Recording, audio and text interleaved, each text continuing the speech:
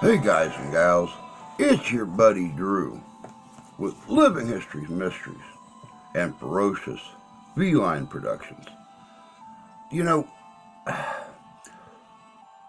many people have heard the name Piri Reis, but who was he? What significance in history did he have? Today, while researching something completely different, I ran across that name, Piri Reis. I done a little research into who he was. He was Turkish, I can tell you that. But what he done, what he inadvertently discovered, kind of tipped history right over. But I'm not going to go into a lot of detail about it. I'm going to let you check this out. It's got to do with a map, and it's got to do with a historically proven but contradictory to normal history story. Check this out. This is good.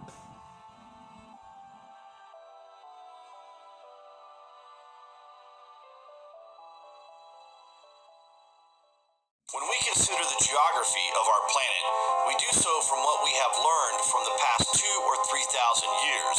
We seldom consider this has changed much in millennia, and we get bogged down with the idea that everything today has existed the way it is for thousands of years. But it couldn't have been the case. Why? Well, because a map exists that clearly shows parts of the world in a different perspective hundreds of years before we even discovered the landmass of these locations. In 1929, a group of historians found an amazing map drawn on a gazelle skin. Research showed that it was a genuine document drawn in 1513 by Piri Reis, a famous admiral of the Turkish fleet in the 16th century. His passion was cartography.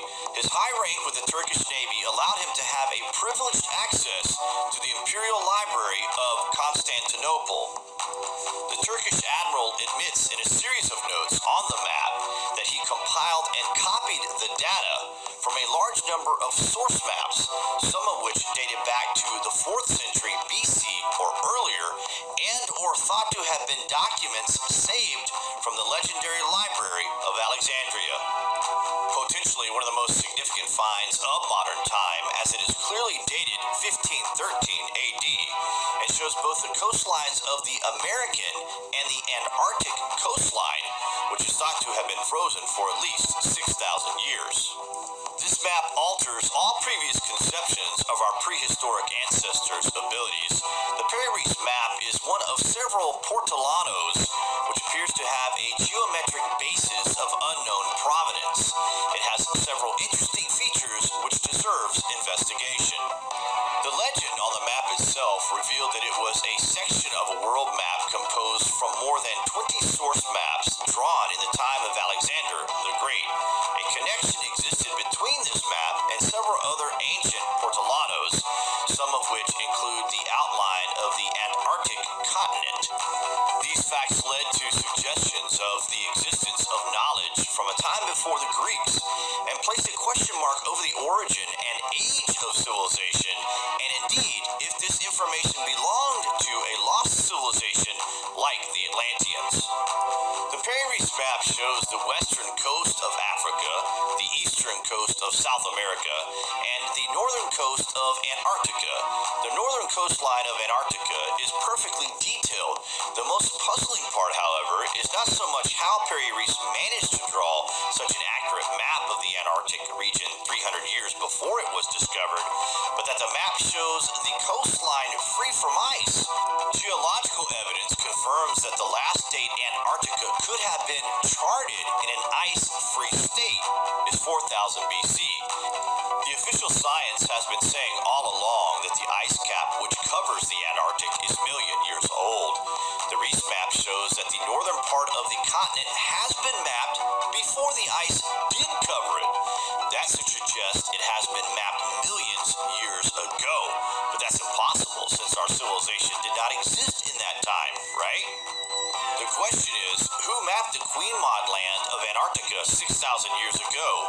Which unknown civilization had the technology or the need to do that? In July 1960, a United States Air Force commander made the following statement regarding an evaluation of the map. Your request of evaluation of certain unusual features of the Piri Reis Map of 1513 by this organization has been reviewed. The claim that the lower part of the map portrays the Prince Martha coast of Queen Maud Land, Antarctic, and the Palmer Peninsula is reasonable. We find that this is the most logical and, in all probability, the correct interpretation of the map. The geographical detail shown in the lower part of the map agrees very remarkably with the results of the seismic profile made across the top of the ice cap by the Swedish-British Antarctic expedition of 1949. This indicates the coastline had been mapped before it was covered by the ice cap. The ice cap in this region is now about a mile thick. We have no idea how the data of this map can be reconciled with the supposed state of geographical knowledge in 1513. Astronomers have concluded that it takes a century for the Tropic of Cancer to drift 40 seconds of latitude. This gives us a formula for our calculations and enables us to bullseye the date when the original map makers were at work. Cyene is 38 minutes and 30 seconds from today's Tropic of Cancer. This is 2,280 plus the 30 seconds, gives us a total of 2,310 seconds difference. We then divide these seconds by 40 to find the Cyene was last on the Tropic of Cancer some 57.75 centuries ago. By calculating the difference in distance from the latitude of today's Tropic of Cancer to that of Cyene, we discover the answer. About 5.775 years ago, that is circa 3,760 BC, it is noteworthy that the Jewish calendar begins on this date. The projection of the Piri Reis points like an arrow at a pivotal turning point in human history.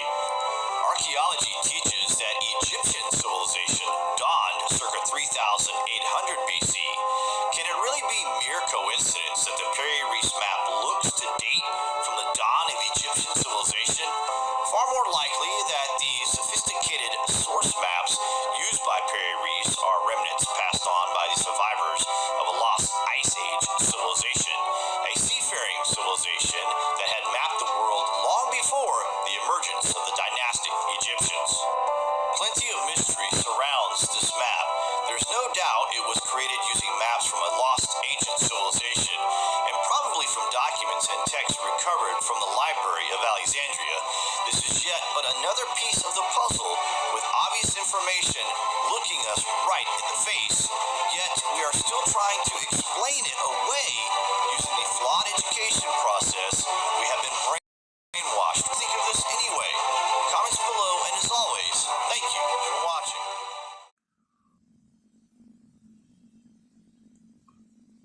Welcome back. It's like I was saying in the beginning, a lot of people have heard of Piri Reis, but history never really went into a lot of detail about who he was, where he was from, and what his contributions to history was. It's a known scientific and historic fact that Piri used already existing maps, several already existing maps, to draw his map. But where do these maps come from? And how is it possible that they could exist showing the actual edges of Antarctica when they've been covered in ice for thousands of years, far predating what modern science says was our beginning? 10,000 years ago. It's just one more fact that disproves our existence on this planet in our current evolutionary state.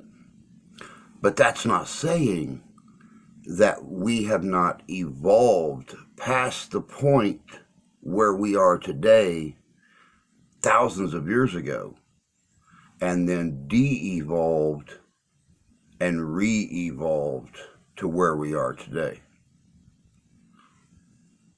What's the truth behind the Piri Reis Map?